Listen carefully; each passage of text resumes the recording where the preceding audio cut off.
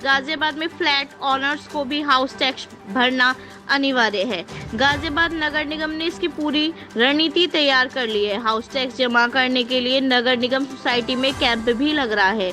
मुख्य कर निर्धारण अधिकारी डॉक्टर संजीव कुमार सिन्हा ने बताया कि गाजियाबाद में लगभग 13,000 फ्लैट्स हैं और 25,000 और फ्लैट्स को हाउस टैक्स की श्रेणी में जोड़ा गया है, जो ऑनलाइन या कैंप के माध्यम से टैक्स जमा करा सकते हैं। उन्होंने बताया कि नगर निगम सीमा के अंतर्गत कमर्शियल या रेजिडेंशियल सभी को हाउस टैक्स देना जरूरी है। इसके अलावा अगर कोई फ्लैट ओनर टैक्स नहीं जमा करेगा तो उसके खिलाफ नोटिस की कार्यवाही की जाएगी।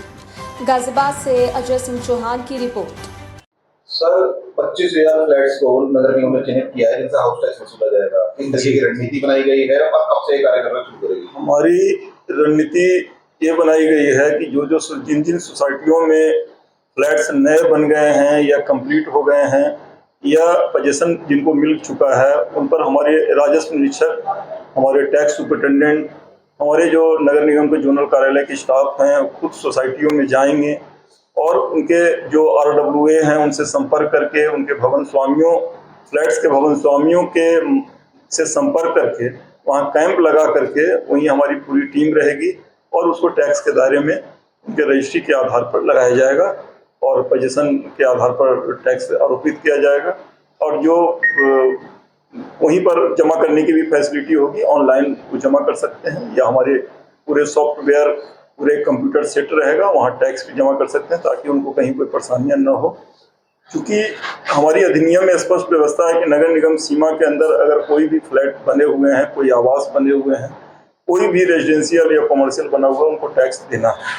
तो उसी के दृष्टिगत जो भी हमारे नगर निगम सीमा के अंदर है, इस फ्लैट्स के अलावा भी उस पर भी हमारी टीम काम कर रही है और ये काम प्रारंभ हो गया है। हमारे राजस्व निरीक्षक, हमारे टैक्स सुपरिटेंडेंट बराबर जा रहे हैं, हमारे जोनल प्रभारी उसकी समीक्षा कर रहे हैं और मैं भी वर्तमान में प्रत्येक जोन में प्रतिदिन एक जोनों में जा करके उसकी प्रगति की समीक्षा कर रहा हूं और अपने नगर आयुक्त सर को मैं रिपोर्ट कर रहा हूं कि सर क्या प्रगति है। और मैं समझता हूं कि 15 दिवस के अंदर हम लोग लगभग सारे कार्य को पूरा करा लेंगे। सर अभी तक नगर निगम कितने फ्लैट्स से हाउस टैक्स वसूल रहा था और ये जो नए चिन्हित किए गए हैं इनसे किस तरीके से वसूली की जाएगी? अभी तक जैसा मैंने बताया कि लगभग जो है यहाँ जो हाई राइज सोसाइटियों में जो फ्लैट्स बने हुए हैं, हमने जो चिन्हित कराया है उसमें 1,30,000 के आसपास फ्लैट्स हैं। तो ये 25,000 के अलावा लगभग सारे फ्लैट्स पर टैक्स लग चुके हैं और ऑलरेडी वो लोग टैक्स पे कर रहे हैं और जो छूटे हुए हैं उस पर टैक्स लगाने की कार्रवाई चल रही है। जैसा कि मैंने बताया कि हमारी टीम उस पर काम कर रही है। हमारे रेवेन्यू इंस्पेक्टर्स, हमारे टैक्स कलेक्टर लोग, जो भी यहाँ के स्टाफ हैं, सब लग गए हैं और उनका एकमात्र उद्देश्य है कि किसी को बिना परेशानी का टैक्स के दायरे में उन लोग को लाया जाए। क्योंकि वो लोग के पास कुछ ऐसे फ्लैट्स वाले भी हैं, उनके पास समय नहीं है कि वो आ सके नगर निगम तक, क्योंकि वो मॉर्निंग में दिल्ली चले जाते हैं, अपने ऑफिस चले जाते हैं, शाम तक आते हैं।